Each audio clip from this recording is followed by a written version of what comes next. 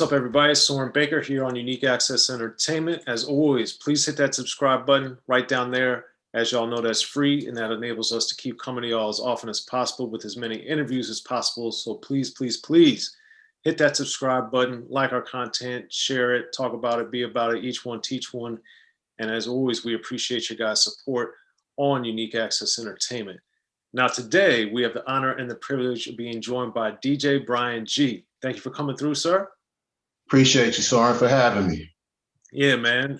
It's exciting because this man has done a lot of great work in the game, and we're going to talk about a lot of it today.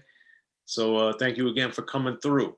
So, so when I first started seeing your name or recognizing your name in the credits was in the early 90s through the O.F.T.B, but I know, or I'd always heard you had done some stuff on your own prior to that. So how did you get really into the game? Well, like a lot of West Coast producers, I started off DJing. I went to Narbonne High. Shout out to Narbonne. They wasn't winning nothing, but now they're winning.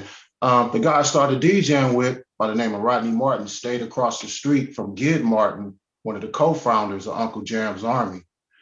So my dad was a guitar player, gave it up to get married, raise his family. Shout out to Pops, good man. And by me never picking up an instrument, the music was just burning inside of me. So I was able to bring it out through the DJing. But lucky for me, when I came in, this guy was already getting records, from the mailing list. We had Roger Clayton and Gid Martin as, big brother figures, man. And we were watching them hands-on, not only from doing the dances part, but putting the business together. So I kind of came in with more of a business sense. But of course, as I started programming and getting better, my guy, he was more on kind of want to go more on the corporate level. I'm aggressive, I grew up in the same neighborhood as World Class Wrecking Crew, walking distance. So I never met Dre, but I was hearing about Dre. You see what I'm saying? All my homies went to school with him at Vanguard. So at that point, they were starting to hit the radio. So I'm burning. I'm like, that's giving us hope. So I came in through the DJing. But of course, if you start DJing, at some point, you're going to want to start making beats as well. And that's when I start kind of tinkering around, with the drum machine or whatever. I eventually met Greedy Greg, and he managed me for a while. Introduced me to Foot from Impact Record Pool. So I came up DJing through the record pool. Nice brotherhood. Through there, I competed in the 1988 World, the Western Conference DJ Championship. Won that. Went on to, I placed in the American, but Cash Money won. But through that, I met my man, DJ Jam. Shout out to DJ Jam, DPG, the DJ for Dr. Dre and Snoop Dogg. And I just kind of kept tinkering. Once we met Quick, shout out to Quick, he was way more advanced than what we were. But he took the time to show me a lot of stuff. And I knew I was going to have to grow into it. So I kind of it wasn't no disrespect to them. It's just that I knew I was going to have to go off on my own in order to, hone my skills or whatever. But by having done O.F.T.B on Big Beat Atlantic, my cousin, who also went by the name of Greedy, was the bodyguard for the Boys, the little kid group that was on Motown, had the song Doubt My Heart. He in turn introduced me to Donald Walton, rest in peace. We just lost him during this COVID this last year. And he was doing Don Jaguar, which he was managing Don Jaguar, had the hot dog cart, shout out to Earl. And he had just done Wicked with Ice Cube. So that was like my first introduction into doing something major that was gonna, be on a label. Now, while doing Don Jaguar, Tupac came in to feature on a song called Skank, right? And he comes in, he does his verse, he's rocking out, and he just stops all of a sudden. He says, yo, who did the damn beat? Everybody pointed to me. He said, yo, I want to work with you. Called me the next morning at 7 in the morning, bro. I mean, a man of his word. Tupac was a good dude. And that's how I was able to do Lord Knows featuring YMV. All right. Well, there's a lot to unpack right there. We'll get to a lot Sure, of that. man. I'm sorry, brother. It's a run on. I'm sorry. No, it's all good. It's all good. That's what we're here for. But um, early on, given that your dad was musically inclined, since you didn't get to explore that initially, as you started DJing in particular, how do you think his love for music and what you saw with your dad affected how you DJed or how you approach DJing? Well, see, that's why I always went at a different level. I could say from about 8 years old, I knew I was supposed to be playing an instrument. You know, I built the little drum sets in the backyard. And when I'd start playing, all the kids would stop and just like gather around. So it was always burning inside of me to try to get it out. But, you know, of course, he had put it so far behind him that, you know, he was more into raising his family. And he says, well, if you don't learn piano, you know, there's no need of you even trying to do this, because he taught himself. So he said he didn't want another generation of self-taught musicians. He said, if you're going to learn it, do it right. But then they never put me in any kind of music classes or whatever. So when I started DJing, I already was DJing in bar form and didn't even know it. You know, I'd give them just enough of a scratch where it would kind of, when I look back on it, it was more or less like the solo. But I used to like to keep the beginning of the record going. And when I look back on it now, the way I was doing it, it was always in bar form. And I didn't even know how to count bars. But I knew now looking back on it, I know that's what it came from. Okay. Well, that's interesting. And then as you gain some prominence as a DJ, I think it's amazing now the I guess the visibility of the DMC and all these different competitions that we used to have, world supremacy and all this stuff Yes, sir. has kind of faded. But Yes. I wanted you to explain, because I know from growing up and following everything that in the mid to late 80s and even the early 90s, especially, those competitions were like serious, especially like you said, DJ Cash Money out of Philly. There were so many amazing DJs DJ that, Wild Bill. yeah. But Yes. but but for you, especially getting into the game as a DJ, what made getting in those competitions and getting in that world so significant for you? Well, that's what you did it for. I mean, I came up hip hopping. Let's be honest. We came up looking at New York. Even though West Coast went on to do big things hip hop wise, we still it all started with the East Coast. So seeing Jam Master Jay and Bobcat, shout out to Bobcat, who went on to DJ for LL, you always want to do it at a high level. You know, I never had equipment. So at home, you know, like many, I tore up the family component set. I mean, I would scratch until the records had rings around them, until they weren't even any good anymore. So I always wanted to do it at a high level. In high school, I saw that the people who knew how to DJ and make tapes, mixtapes or whatever, everybody kind of gravitated to them. So that's what really made me just keep going and keep going and keep going. Nice. Okay. And then as far as the Uncle Jam's Army element and component of it, what did you learn from being around them and seeing how they operated that you then applied to your own business?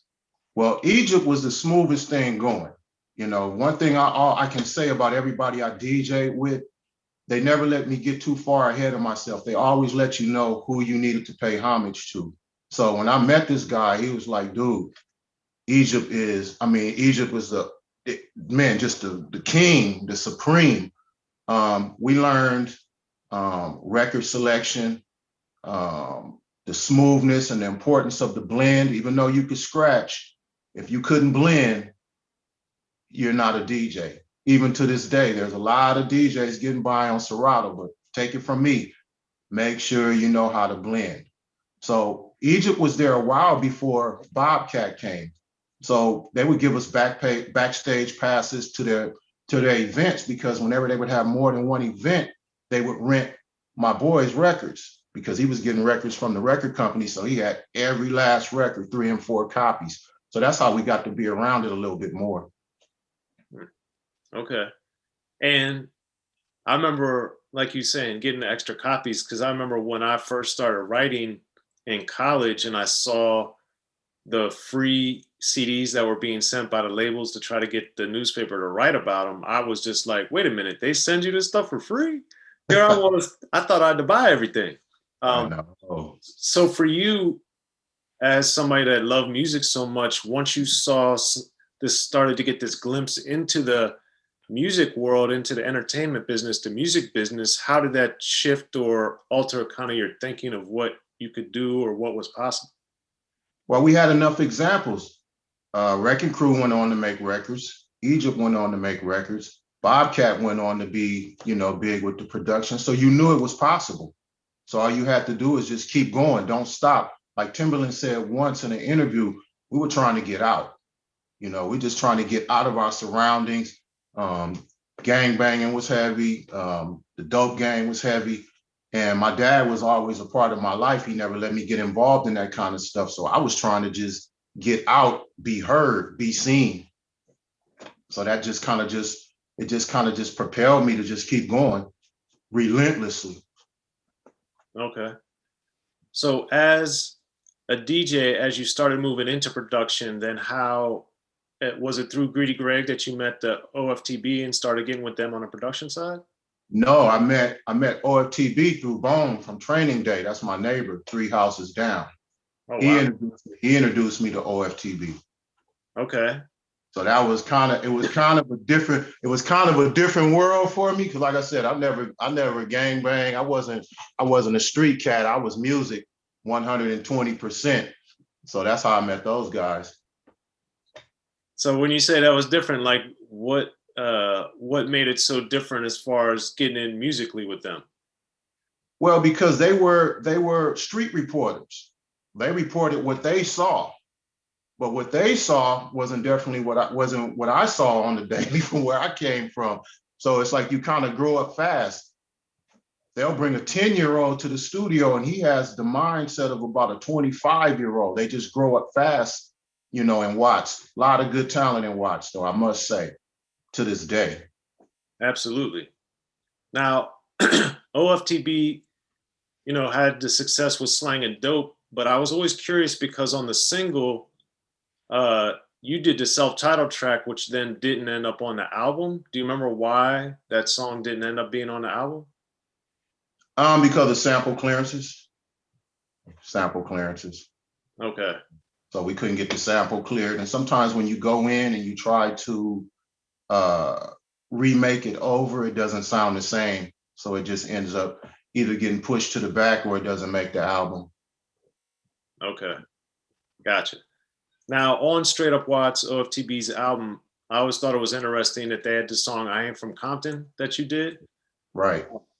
So this is 92. So, of course, we had King T, we had NWA, we had a lot of stuff going on that was from Compton, Compton's Most Wanted, DJ Quick, etc. in this era. So why did they want to make that such a big deal? I Ain't From Compton. They just want everybody to know that Watts had something to say. It wasn't really I don't think it really was a diss. I know it wasn't a diss. They just basically like, hey, we got something to say too. We have talent over here too. Matter of fact, while we were recording the record, we met Ice Cube up at Echo Sound. He came in, listened to the song, him and Jinx and everything. So it wasn't really dissing. Everybody at rap is about vibrato. Everybody feels proud about where they come from. They like, hey, they feel proud that they come from Compton. We feel proud that we come from Watts. So next thing you know, they got a song called I Ain't From Compton. Trust me, I rub my chin, but that's what they wanted to do.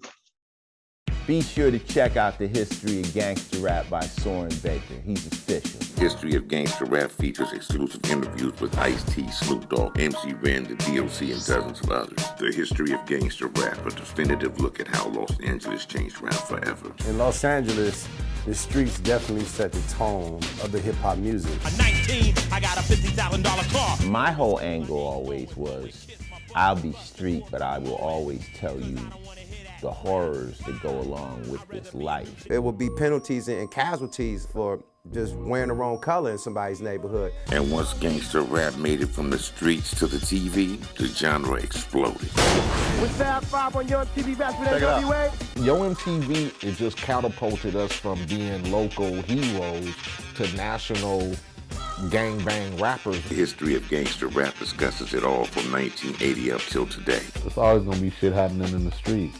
You know what I mean? So it's always gonna be something to talk about. The history of gangster rap in stores now.